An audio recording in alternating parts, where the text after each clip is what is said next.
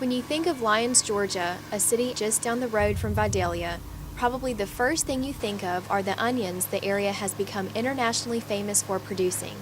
But do you know what it takes for the onion to go from the field to your table? Do you really know what it takes? Can you possibly imagine not only the work that goes into making this product available to the public, can you possibly imagine the sacrifice? I've actually grown up around a lot of it, so I've seen kind of more of the ins and outs. Like, I've grown up in a rural area, and we have a lot of farms around us, so my friends own the farms, and like, I see the workers, but it's really strange because like I never see them in our community. So it's like they're there, but I never actually see them. And I know that, you know, they have a lot of problems, and like we have some of their children at our schools, and like they couldn't speak English, and you know, I feel bad for them because I know they have such a hard job, and I've seen the work that they have to do, but I don't really ever get to see them in the community or know much about them. I personally just thought it'd be interesting because I like to meet new people from all walks of life because that's how you learn more about other people as well, learn more about yourself. We are learning about different cultures from different perspectives. As so far, I know that we are going to meet some immigrant workers over there. I would like to talk to them, see for myself what kind of life they are having there, why they are here, what is keeping them there, how is the living condition there. I mean, I want to get a clear picture from them. But I am excited about going. I'm excited about learning about their culture, seeing how, you know, they're working in fields and stuff like that, and we got it made here, so I'm definitely interested in seeing how that works and how they differ from us.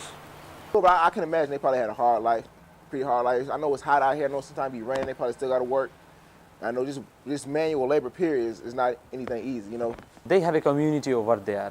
In fact, we'll be taken over there to see how they work, to see how they live, and I mean the whole community.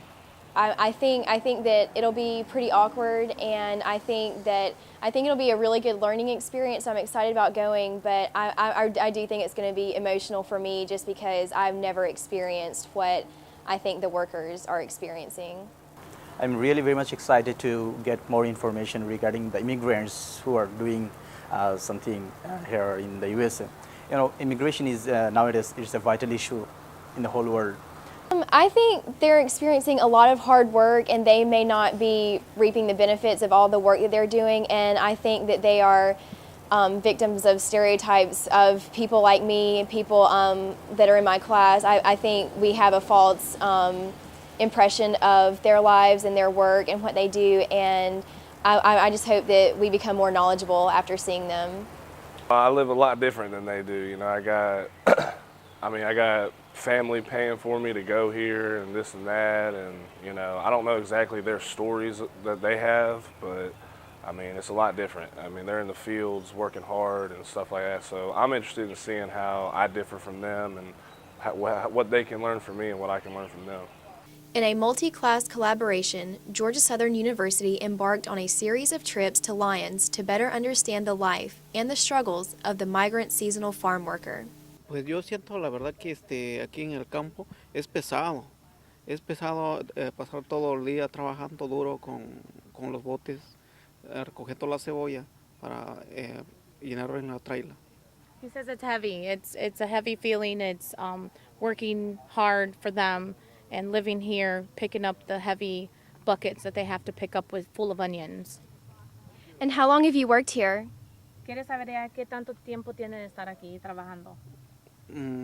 Sí, yo tengo 2 semanas. 2 weeks. He's been here for 2 weeks working. Although these workers are thankful for the opportunity to work, they still face hardships and challenges in some of the poorest of conditions right here in America. Right here in Georgia, these are the people who work to feed us, who work 14-hour days in the grueling Georgia sun.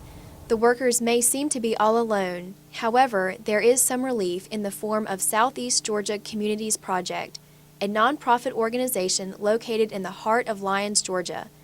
This group of dedicated public servants is committed to the education and health care of these seasonal farm workers. He says he's constantly moving. Who float in and out of their community seasonally.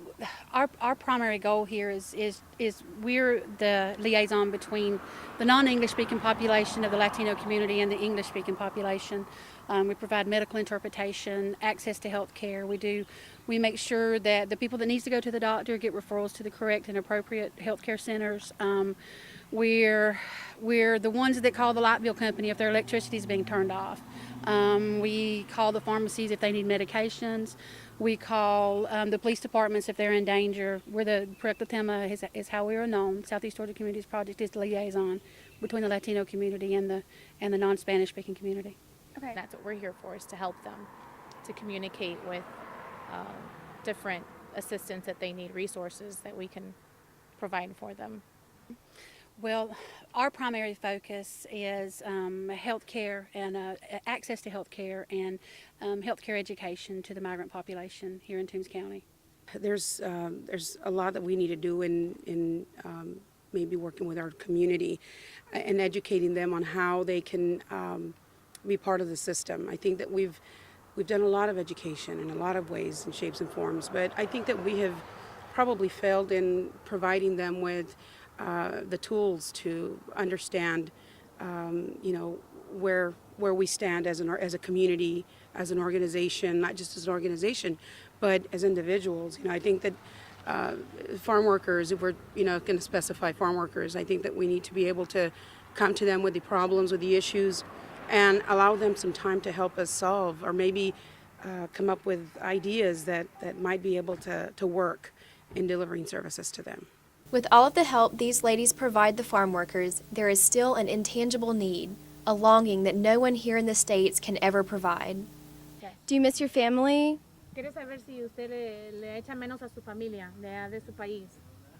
Menos. ¿Les echa menos? Sí. De no querer. ¿Mande? De no querer, ¿qué? Que si les echa menos, que si usted quisiera ver a su familia más seguido. Ah, sí, sí. Deseo siempre, pero como hay necesidad, estamos trabajando. He said yes, of course, but it's a necessity. It's necessary for him to be here to work. What are some of the things that you miss most about being back home? Mi familia, yo lo extraño mucho porque estoy muy lejos, pero así yo le estoy echando ganas al trabajo para regresar pronto y estar junto con ellos allá. The distance is the hardest, to be so far away from family, and so his hope is that he can work hard here and then return soon. And this certainly can make providing services to these workers difficult at times.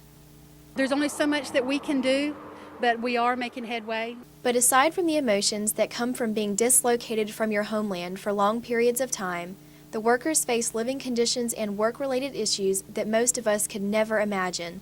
But the most remarkable thing is that these workers don't seem to complain.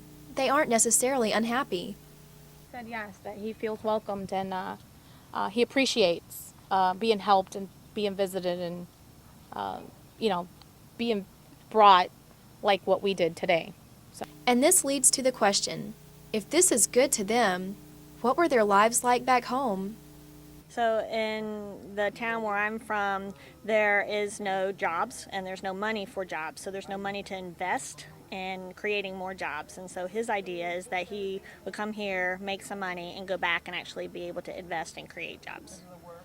And as hard as it is for us to believe, as isolated as most of us are in comfort and security here in America, through these workers, Georgia Southern students were able to gain a better understanding of what it is like to live and work under these conditions, of what it is like to have to work and live in these conditions.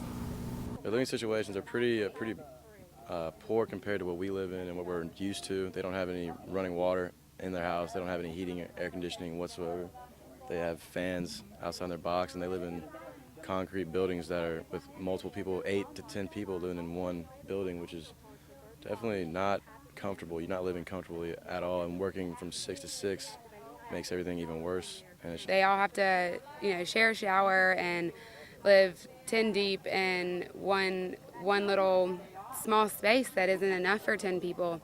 And I think it's crazy that, if they want a washer, they can purchase one, but if they don't purchase one, then they have to wash their clothes in the sink.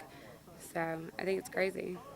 It's amazing that there are actually like 10 bunk beds in each one of these houses, and it's unreal to think about that many people living in such close quarters. it is worse than what I expected, but they're all very nice, very welcoming, and seemingly happy considering the conditions that they're living in. I really appreciate where I live and where my parents live and the house I'm living at right now in Statesboro. As shocking as the living conditions and the lives of these workers may appear to be to the students who participated in this eye-opening experience, the situations that the migrant seasonal farm workers face are not at all surprising to those who work to better their lives. We've been here since 1995, and we are the only organization of our kind in this southeast area. But everyone can tell you, everyone knows Proyecto Tema, everyone knows Southeast Georgia Communities Project, and they know that we're the ones that they can call. You know, and that is through just our outreach workers and the efforts every day where we get out and we make ourselves visible to the population, just the same as y'all saw today. You know, the only way that people are going to know that we're here is by doing what we did today. Going out and introducing ourselves to them, letting them know there is someone here in the community that stands for them and can speak for them. And that's how we do it. And that's how the community knows who we are. Presently, we have a little over 800 clients registered in our records. But in a year's time, with health fairs that we organize, forums, community events, we can range up from 7,000 to 8,000 people a year. Serving in 10-county area in the southeast. And if there was one thing that these workers would want to express, one thing that they would want us to know, it would be that they are appreciative for what they have. Gracias a todos que nos están visitando. He says he just wants to thank everybody for being here and giving him the support and letting him know that there's people that care.